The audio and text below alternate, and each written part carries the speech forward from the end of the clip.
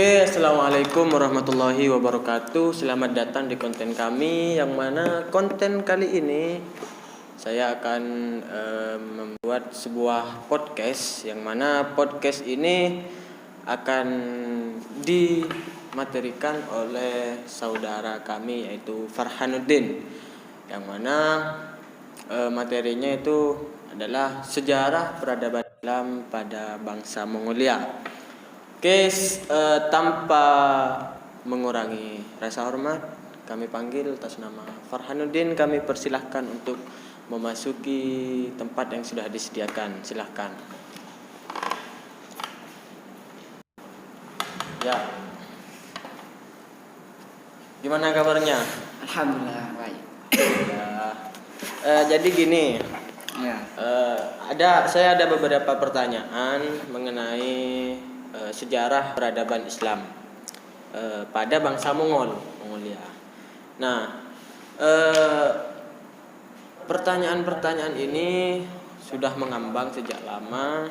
Jadi saya ingin menanyakan pada Anda selaku yang lebih mengetahui tentang peradaban Islam pada bangsa Mongolia. Nah, pertanyaan yang pertama yang saya ingin tanyakan kepada Anda itu asal usul bangsa Mongolia itu seperti apa?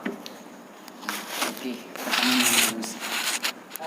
Baik, saya akan menjawab dengan secara singkat aja ya. Ya. Singkat tapi paham gitu. Ya. Jadi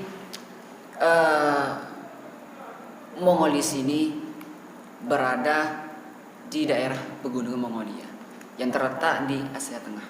Oh, Asia Tengah. Ya, ya. Yang mana di pegunungan itu mempunyai nenek moyang. Nenek moyang itu mempunyai dua anak kembar yang bernama Tartar dan Mongol. Oh ya. Terus, Nah, dari dua anak kembar itu melahirkan bangsa yang besar. oh jadi asal usul bangsa Mongolia itu berasal dari anak nenek moyang itu ya? Iya. Yang namanya Mongolia dan Tarta. Nah, terus Tarta itu punya bangsa juga. Ya, jadi dua anak kembar itu sama-sama melahirkan bangsa yang besar, yaitu bangsa Mongol dan bangsa Tartar. Yaitu nama bangsa itu diambil dari nama anak dua itu. Nama mereka berdua itu. Iya. Jadi kalau yang namanya Mongol dinamakan bangsa Mongolia. Terus yang Mongol Tarta itu dinamakan bangsa Tarta. Emang ada bangsa Tarta? Ada. Oh. Nah, terus kan saya sudah tahu nih asal usul bangsa Mongolia itu seperti apa. Secara singkat. Nah, iya. Lah, terus ini kan berbicara tentang sejarah peradaban Islam, ya. Jadi yang saya tanyakan, pertanyaan yang kedua, itu agama apa sih yang dianut oleh bangsa Mongolia itu? Awal mereka menganut agamanya, awalnya ya, itu menganut agama syamanisme. Agama syamanisme? Ya. Apa itu? Gak tahu. Gak tahu. Syamanisme itu apa ya? Mengakui adanya Tuhan, akan tetapi mereka itu tidak beribadah kepadanya. Oh. Mereka tahu bahwasanya yang ada yang menciptakan bumi ini, akan tetapi mereka tidak beribadah kepadanya. Lah, terus beribadah ke siapa? Mereka itu beribadah kepada hal-hal yang mistis, seperti halnya roh-roh, jin, apalagi roh yang bisa mendatangkan bencana. Mereka itu pasti akan beribadah kepadanya. Oh gitu. Jadi ya menurut gua sih hampir sama dengan agama-agama terdahulu seperti di zaman jahiliyah, yang mana mengakui adanya Tuhan kan tetapi tidak menyembah kepadanya, melainkan menyembah kepada berhala ya kan dulu kan? Beda. Oh beda. Itu menyembah berhala. Ini beda. Ini hanya terkhususkan hal-hal mistis. Oh. Seperti hanya roh-roh jahat, jin, setan gitu. Kan kalau berhala itu kan bukan hal yang mistis, hanya patung. Gitu. Baru kalau patungnya dimasukin jin, itu bisa dinamakan hal mistis juga. Oh gitu. Dan penting ada hal yang horor gitu. Oh gitu ya. Ya. Lah terus kan dulu ya agamanya agama Shamanisme. Nah, terus apa kaitannya dengan sejarah peradaban Islam? Kalau ada kaitannya dengan sejarah peradaban Islam kan berarti salah satu dari bangsa Mongol itu kan ada yang masuk Islam atau gimana? Iya, jadi dari keturunan-keturunan Mongol itu salah satunya itu menganut agama Islam. Oh, jadi gitu. Gitu. Jadi tidak semua keturunan-keturunan Mongol itu beragama Shamanisme, tidak. Akan tetapi dengan jalannya waktu berganti-gantian itu kepemimpinan. Nah, dari situlah lahirlah Islam gitu. Oh, jadi gitu. Nah, terus pertanyaan lanjutnya nih ya. Alhamdulillah ya sudah banyak tahu dari pemateri. Nah, pertanyaan selanjutnya itu dampak yang dihasilkan, baik dampak positif ataupun dampak negatif yang dihasilkan oleh bangsa Mongolia itu apa aja? Nah, kalau membahas dampak positif dan negatif, kalau dilihat-lihat itu yang menonjol itu yang negatif. Oh, jadi lebih banyak dampak negatifnya. Oh, kenapa?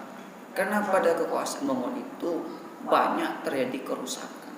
Seperti halnya perpustakaan tidak dirawat, masjid-masjid gitu. Pokoknya ketika pada kekuasaan itu banyaklah terjadi hal-hal yang negatif. Ada dampak negatif positifnya. Ketika kepemimpinannya itu yang mana apa ya? Karena awalnya itu kan kepemimpinan itu bukan agama Islam. Ya, agama Shamanisme ya. Iya. Terus. Nah, ketika masuk agama Islam dan pemimpinannya itu agama Islam, barulah ada dampak positif. Yang mana awalnya ada kerusakan di mana-mana, disitulah diubah oleh kepemimpinannya itu yang beragama Islam. Itu hanya singkat ya. Jangan panjang-panjang karena ini kalau panjang-panjang itu lama sekali. Oh iya. Udah, yang penting paham kan? Ya udah paham, alhamdulillah paham sekali. Jadi untuk ciri-ciri bangsa Mongolia itu nanti akan dibahas oleh teman kita yang satunya. Oke, jadi untuk ciri-cirinya akan dibahas oleh teman kita yang atas nama siapa? Firdatul Hasanah. Ya, baik. Untuk Firdatul Hasanah dipersilahkan. Oke, sekarang kita akan lanjut ke ciri-ciri orang bangsa Mongol seperti apa dan wataknya dan karakteristiknya seperti apa, yang mana ciri-ciri tersebut akan dibahas oleh saudara kami yang kedua yaitu Firdatul Hasanah. Ya, kami persilahkan.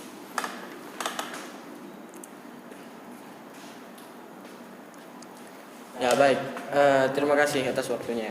Jadi gini, dari tadi saya sudah membahas bersama saudara Farhan mengenai tentang asal usul bangsa Mongol, agama bangsa Mongol, terus dampak positif dan negatifnya bangsa Mongol. Nah, terus ada satu pertanyaan lagi yang masih belum teruraikan. Nah, pertanyaan ini adalah apa saja ciri-ciri orang bangsa Mongol?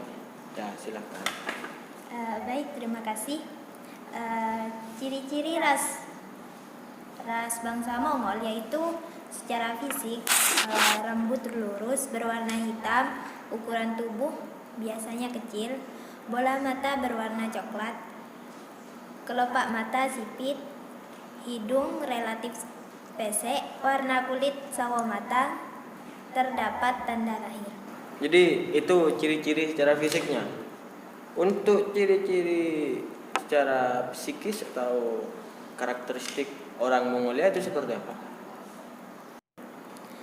Biasanya orang-orang Mongol mempunyai watak yang kasar, suka berperang dan berani menghadang maut untuk mencapai keinginannya. Mereka tidak beradab, pejuang, sabar, ahli perang, tahan sakit dari tekanan musuh yang sangat kuat. Akan tetapi, mereka sangat patuh dengan pemimpin atau kepala suku mereka. Oh, jadi gitu. Itu kan ciri-ciri fisik ya, ciri-ciri dan ciri-ciri karakteristik ya. Kalau dilihat-lihat dari beberapa ciri-ciri tersebut, mulai dari rambut hitam, kecil, kayaknya mirip Anda deh.